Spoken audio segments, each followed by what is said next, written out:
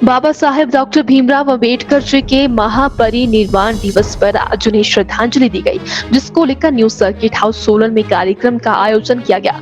यहाँ पर स्वास्थ्य मंत्री धनीराम शांडिल ने भी बाबा साहेब डॉक्टर भीमराव अंबेडकर को याद किया और उन्होंने कहा कि उन्हें सच्ची श्रद्धांजलि यही होगी कि संविधान के साथ छेड़छाड़ न की जाए। उन्होंने कहा कि संविधान को बनाने और महिलाओं को आरक्षण देने में एक बड़ा योगदान बाबा साहेब डॉक्टर भीमराव अंबेडकर का रहा है, जिसके लिए सभी लोगों को मिलजुल कर कार्य करना होगा। स्वास्थ्य मंत्री ने न्यूज सर्किट हाउस में इस दौरान सरकार द्वारा चलाई जा रही विभिन्न योजनाओं का वर्णन भी किया। वहीं मंत्री डॉक्टर शांडिल ने कहा कि हमें अंबेडकर के सिद्धांतों पर चलना होगा। स्वास्थ्य मंत्री ने इस दौरान बाबा साहेब के जीवन के संघर्ष को याद किया। उन्होंने कहा कि कांग्रेस ने हमेशा समाज के सभी वर्गों के लिए समान रूप से काम किया है। हाँ, आज हम सब यहाँ पे महापरिनिर्वाण दिवस जो डॉक्टर भीमराव अंबेडकर जी के संसार से जाने के सॉर्ट ऑफ अवसर पर मनाया जा रहा है। तो ये जब आज़ादी हुई तो उस वक्त भी इन्होंने अपना पूरा योगदान दिया। ये हमारे पहले कानून मंत्री थे।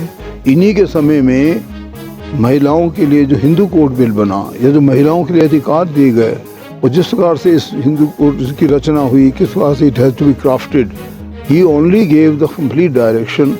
ये उन्हीं का कहा हुआ कि जो 8 घंटे मजदूर काम करेंगे, ये भी उन्हीं के कानून बनाया हो सकता है।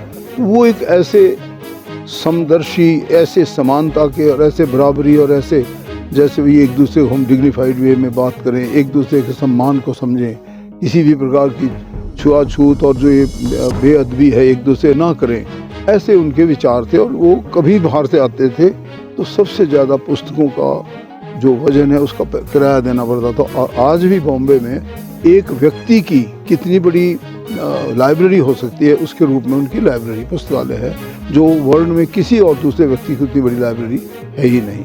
उन्होंने संविधान लिखा और संविधान भी ऐसा लिखा जिस हर देश, हर दुनिया का जो क्षेत्र है उसकी प्रशंसा करता है। उन्होंने सब बड़े बड़े देशों के संविधान पढ़े, बहुत इसके ऊपर चिंतन किया। और इस कमेटी में जिसके वो ड्राफ्टिंग कमेटी के चेयरपर्सन थे, सबसे ज़्यादा अपनी बावजूद जिसकी अपनी हेल्थ भी ख़राब हो जाती तब भी वो काम करते रहे। तो एक अच्छा संविधान देंगे और ऐसा संविधान दे जिससे आज आप से 75 साल हमारे देश की आज़ादी के पार कर रहे हैं। लोकतंत्र इतना मजबूत है कि हमारे देश में किसी तरफ कभी कोई आंख नहीं उठा सकता।